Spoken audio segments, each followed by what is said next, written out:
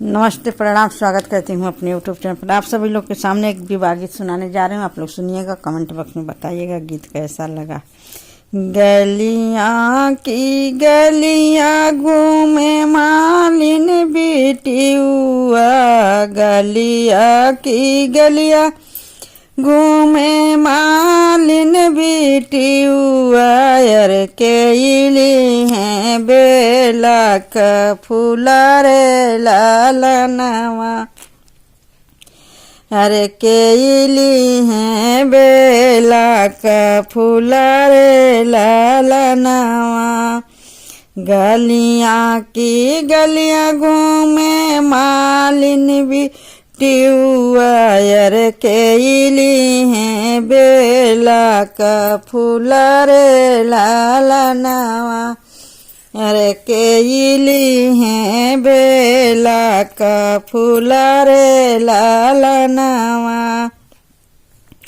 घोड़ावा चढ़लया में दुल्हे दुलरुआ, अरे घोड़ावा चढ़ल आमे दुल्हे दुलरुआ, अरे हमले बेला के फूला रे लालनवा, अरे हमले बेला के फूला रे लालनवा।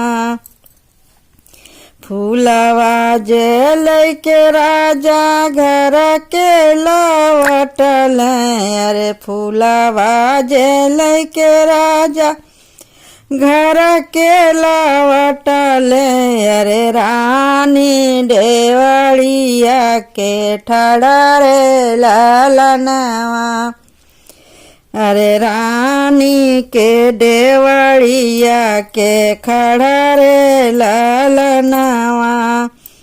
भीतर बाड़ू की बाहर हो रानिया, अरे भीतर बाड़ू की बाहर हो रानिया, अरे ले तू बेला के फूला रे लालनवा, अरे ले तू बेला के फूला रे लालनवा।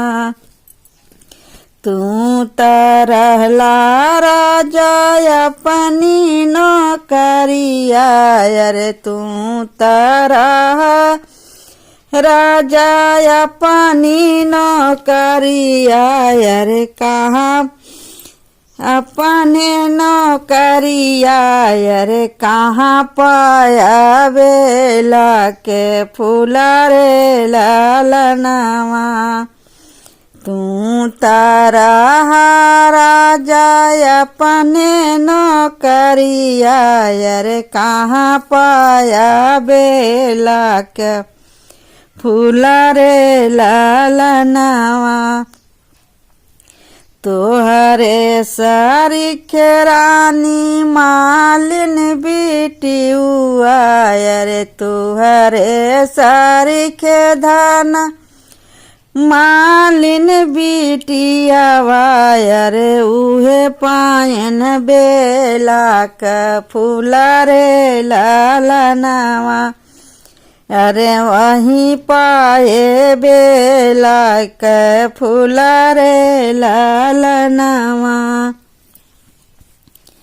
धाऊ तू नाउआ रे धाऊ तू ही बरिया, अरे धाऊ तू ही नाउआ रे धाऊ तू ही बरिया, अरे हाली बेगे मालिनी बोलाऊ रे लालनवा, अरे हाली बेगे मालिनी बोलाऊ रे लालनवा। आई मालिनिया पलंग चढ़ी बैठी, अरे आई मालिनिया पलंग चढ़ा बैठी, अरे कहारानी काहू बोलाई रे लालनवा। अरे कहारानी काहू पुकारू रे लालनवा, हमारे तारा जा रहा है हाकिम के नौकरिया। अरे हमारे तारा जा रहा है हाकिम के नौकरिया। अरे कैसे ली बेला का फूला रे लालनवा, अरे कैसे ली बेला के फूला रे लालनवा। हम तो रहे रानी अपनी फूलावरिया। अरे हम तो रहे रानी अपने फूलावरिया। अरे रोकी रोकी ररिया माँ चावै रे लालनवा, अरे रोकी रोकी ररिया माँ चावै रे लालनवा। हम जे होइबे अपने बाबा के दुलारी। अरे हम जो होइबे अपने बाबा के दुलारी। अरे मालिनी का दे बनी कारी रे लालनवा, अरे मालिनी के दे बनी काली रे लालनवा।